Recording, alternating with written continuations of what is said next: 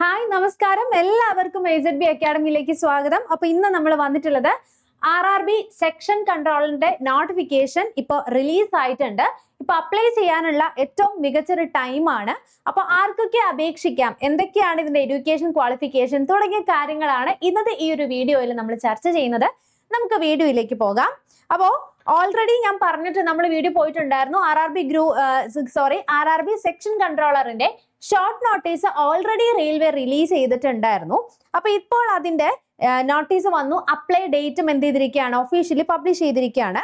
അപ്പോൾ നമുക്ക് 27/6/2026 short notice വന്നിട്ടുണ്ടായിരുന്നത്. അപ്പോൾ 15/7/2026, അതായത് ഈ മാസം ജൂലൈ മാസം 15-ാം തീയതി മുതൽ നിങ്ങൾക്ക് ഇതിന് അപ്ലൈ ചെയ്യാനുള്ള ആപ്ലിക്കേഷൻ വിൻഡോ ഓപ്പൺ ആണ്. അപ്പോൾ ലാസ്റ്റ് നിമിഷത്തേക്ക് വേണ്ടിയിട്ട് വെയിറ്റ് ചെയ്യാതെ എത്രയും പെട്ടെന്ന് തന്നെ പറ്റുന്നവർ എന്ത് ചെയ്യുക, ഇത് അപ്ലൈ ചെയ്യാനായിട്ട് നോക്കുക. ഇനി അതുപോലെ ഈ ഒരു പോസ്റ്റിന് അപ്ലൈ ചെയ്യാനുള്ള അവസാനത്തെ തീയതി അഥവാ ക്ലോസിംഗ് ഡേറ്റ് എന്ന് പറയുന്നത് 14/8, അതായത് ഓഗസ്റ്റ് മാസം 14-ാം തീയതിയാണ് ഇതിന് അപ്ലൈ ചെയ്യാനുള്ള അവസാനത്തെ തീയതി അഥവാ ക്ലോസിംഗ് വിൻഡോ എന്ന് പറയുന്നത്. ഓക്കെ, ഇനി അതുപോലെ തന്നെ ഇതിന് ഫീസ് അടയ്ക്കാൻ ഫീസ് ഉണ്ട്. ഫീസ് എത്രയാന്നുള്ളതൊക്കെ ഡീറ്റെയിൽ ആയിട്ട് പറയാം. ഫീസ് പേയ്മെന്റിന്റെ അവസാന തീയതി എന്ന് പറയുന്നത് 16/8/2026, അതായത് ഞായറാഴ്ചയാണ്. ഓഗസ്റ്റ് 16-ാം തീയതി ലാസ്റ്റ് വരെ നമുക്ക് ഫീസ് അടയ്ക്കാനുള്ള ഒരു ടൈം കൂടി തന്നിട്ടുണ്ട്.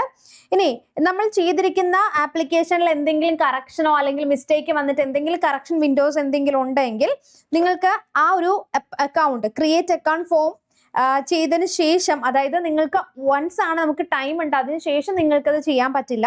എന്തെങ്കിലും modification window correction application form with the payment modification നമ്മൾ പറഞ്ഞിട്ടുണ്ട്.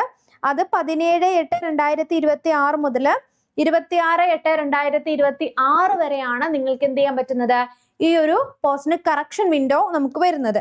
ഇനി the dates during which eligible candidates മറ്റ് പ്രൊവൈഡഡ് ദർ സ്ക്രൈബിനെ യൂസ് ചെയ്യുന്നവരുണ്ടെങ്കിൽ അതിന്റെ ഡീറ്റെയിൽസ് 27/8 മുതൽ 31/8 വരെ നിങ്ങൾക്ക് എന്ത് ചെയ്യാൻ പറ്റും, അത് അതിന്റെ ഡീറ്റെയിൽസ് എൻ്റർ ചെയ്യാനുള്ള ഒരു ഡേറ്റും പറഞ്ഞിട്ടുണ്ട്.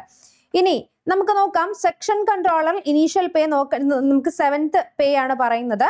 35,400 മുതലാണ് നമുക്ക് വരുന്നത്. മെഡിക്കൽ സ്റ്റാൻഡേർഡ് A2 ആണ്. റെയിൽവേയുമായി ബന്ധപ്പെട്ടുകൊണ്ട് നമുക്ക് മെഡിക്കൽ സ്റ്റാൻഡേർഡ്സ് കറക്റ്റ് ആയിട്ട് നോക്കുന്നതാണ്.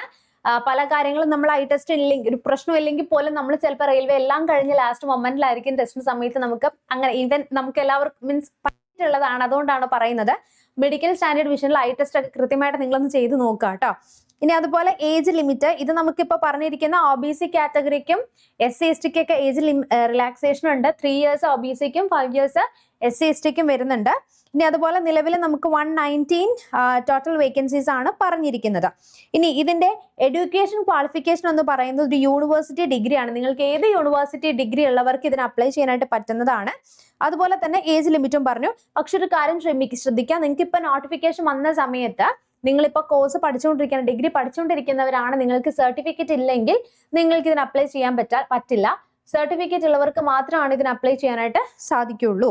ഇനി മറ്റൊരു കാര്യം എന്ന് വെച്ച് കഴിഞ്ഞാൽ, നമ്മൾ പറഞ്ഞ പോലെ തന്നെ എഡ്യൂക്കേഷൻ ക്വാളിഫിക്കേഷനെ കുറിച്ചിട്ടാണ് പറയുന്നത്. Last prescribed educational candidates who are waiting for the final results may not apply. നിങ്ങളത് അപ്ലൈ ചെയ്യേണ്ട, നിങ്ങൾക്ക് സർട്ടിഫിക്കറ്റ് ഉള്ളവർക്ക് മാത്രമാണ് അപ്ലൈ ചെയ്യാൻ പറ്റുള്ളൂ. പിന്നെ ഞാൻ നേരത്തെ പറഞ്ഞ പോലെ തന്നെ റെയിൽവേ ആയതുകൊണ്ട് തന്നെ മെഡിക്കൽ സ്റ്റാൻഡേർഡ് വളരെ ഇമ്പോർട്ടൻ്റ് ആണ്. അപ്പൊ നമുക്ക് മെഡിക്കൽ സ്റ്റാൻഡേർഡ് A2 ആണ് വരുന്നത്. Physically fit in all respects ആണ് ജനറൽ ഫിറ്റ്നസ് പറയുന്നത്. വിഷ്വൽ ആക്ടിവിറ്റി എന്ന് പറയുന്ന ഡിസ്റ്റന്റ് വിഷൻ 6 out of 9 അതുപോലെ 6 out of 9 വിത്തൗട്ട് ഗ്ലാസും പറയുന്നുണ്ട്. നോ ഫോഗിംഗ് ടെസ്റ്റ് പ്രത്യേകം പറഞ്ഞിട്ടുണ്ട്. നിയർ വിഷൻ സ്നെല്ലൻ 0.6 ആണ് വിത്തൗട്ടും വിത്തൗട്ട് ഗ്ലാസും പറയുന്നത്. And must pass the test of colour vision, binocular vision, night vision and myopic vision. Separate ആയിട്ട് ഞാൻ പറഞ്ഞല്ലോ, റെയിൽവേ ആയതുകൊണ്ട് എസ്പെഷ്യലി നമ്മളുടെ സെക്ഷൻ കൺട്രോളർ ഒക്കെ ആയതുകൊണ്ട് ഇത്രയും ഐ ടെസ്റ്റ് കഴിഞ്ഞിട്ടായിരിക്കും നമുക്ക് ഫൈനലിലേക്ക് വരുന്നത്. ഇനി അതുപോലെ തന്നെ ഏജ് ലിമിറ്റ് ഞാൻ കുറച്ചു മുമ്പ് പറഞ്ഞിട്ടുണ്ടായിരുന്നു, 33 വയസ്സ് വരെ അപേക്ഷിക്കാന്നുള്ളത്. OBC കാറ്റഗറി ആണെങ്കിൽ നമുക്ക് 3 വർഷത്തെ ഏജ് റിലാക്സേഷൻ പറയുന്നുണ്ട്. അതായത് നിങ്ങൾക്ക് can apply for the till the age of 36. And നമുക്ക് UR പറഞ്ഞിട്ടുണ്ടായിരുന്നു 33 ആണ് അൺറിസർവ്ഡ് കാറ്റഗറി ജനറൽ വരുന്നത്. പിന്നെ നമുക്ക് വരുന്നത് എന്താണ്, OBCക്ക് 3 years ആൻഡ് SC/STക്ക് 5 years നമ്മൾ പറഞ്ഞിട്ടുണ്ട്. ഓക്കെ, ഡീറ്റെയിൽ പറഞ്ഞിട്ടുണ്ട്. ഇനി നമുക്ക് നോക്കാം എക്സാമിനേഷൻ ഫീസ്. ഇവിടെ പ്രത്യേകം ശ്രദ്ധിക്കാം, നമുക്ക് ഫീമെയിൽ കാറ്റഗറീസിന് 250 രൂപയും അതുപോലെ നമുക്ക് 500 ആണ് മെയിൽ കാറ്റഗറിക്ക് വരുന്നത്. മെയിലിന് 500ഉം 500ഉം ഫീമെയിൽ കാറ്റഗറിക്ക് 250 കേട്ടോ പറയുന്നത്. അപ്പൊ ഇതിനകത്ത് വെച്ച് കഴിഞ്ഞാൽ നമുക്ക് എക്സാം എഴുതി കഴിയുമ്പോൾ എന്താണ്, നമുക്ക് ഫീസ് റീഫണ്ട് കിട്ടും. ഓക്കെ, എക്സാം എഴുതി കഴിയുമ്പോൾ നമുക്ക് ഫീസ് റീഫണ്ട് കിട്ടുന്നതാണ്. അപ്പോൾ അപ്ലൈ ചെയ്യുമ്പോൾ ശ്രദ്ധിക്കുക കേട്ടോ, നിങ്ങൾ എക്സാം അപ്ലൈ ചെയ്തിട്ട് എക്സാം എഴുതിയില്ലെങ്കിൽ നിങ്ങൾക്ക് അത് കിട്ടില്ല. അപ്പോൾ എക്സാം എഴുതി കഴിഞ്ഞാൽ മാത്രം നിങ്ങൾക്ക് റീഫണ്ട് കിട്ടുന്ന ഫീസാണ് പറഞ്ഞിരിക്കുന്നത്. ഇനി നമുക്ക് ഇതിന്റെ ഡീറ്റെയിൽ ആയിട്ടുള്ള കാര്യം നോക്കാം. നമുക്ക് എക്സാമിനേഷൻ എങ്ങനെയാണ് വരുന്നതെന്ന് വെച്ച് കഴിഞ്ഞാൽ 120 മിനിറ്റ്സ് ആയിരിക്കും നിങ്ങൾക്ക് എക്സാം അറ്റൻഡ് ചെയ്യാനായിട്ടുള്ള ടൈം കിട്ടുന്നത്. CBT ആയിരിക്കും, ഓൺലൈൻ ടെസ്റ്റ് ആണ്. ഇനി ടോട്ടൽ 100 മാർക്ക് ഉണ്ടാകും. നമുക്ക് 1/3 അല്ലെങ്കിൽ 0.33 വെച്ചിട്ട് നെഗറ്റീവ് മാർക്ക് ഉണ്ടാകും. ഓരോ തെറ്റുത്തരത്തിനും നിങ്ങൾക്ക് 0.33 വെച്ചിട്ടായിരിക്കും നെഗറ്റീവ് മാർക്കിംഗ് വരുന്നത്. ഇനി അതുപോലെ തന്നെ നമുക്ക് ഡീറ്റെയിൽ ആയിട്ടുള്ള CBT സിലബസ് ഒന്ന് നോക്കാം. മാത്തമാറ്റിക്സ്, അതുപോലെ നമുക്കിവിടെ മാത്സും റീസണിങ്ങും മാത്രമാണ് കൂടുതലായിട്ടും വരുന്നുള്ളൂ. പിന്നെ കോംപ്രിഹെൻഷൻ അത് വലിയ പാടില്ല.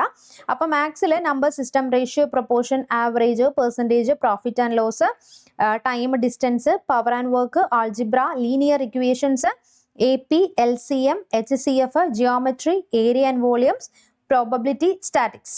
അപ്പോൾ both are from the basic level എന്ന് പറഞ്ഞിട്ടുണ്ട്.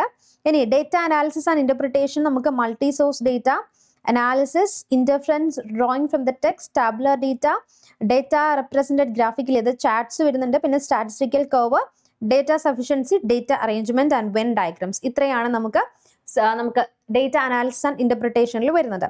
പിന്നെ ലോജിക്കൽ റീസണിങ്ങിനകത്ത് binary logic, syllogisms, clock and calendar, assumptions, blood relations, family tree solving, logic based puzzles ആണ് ലോജിക് കപ്പാസിറ്റിയിൽ വരുന്നത്. പിന്നെ നമുക്ക് വരുന്നത് ഇംഗ്ലീഷ് ലാംഗ്വേജിന്റെ മെയിൻ ആയിട്ടുള്ളതാണ്. റീഡിംഗ് കോംപ്രിഹെൻഷൻസ് വരുന്നുണ്ട്. നമുക്ക് reading comprehension, the questions will be given in English language from any subject on history, society, literature, science, environment, etcetera.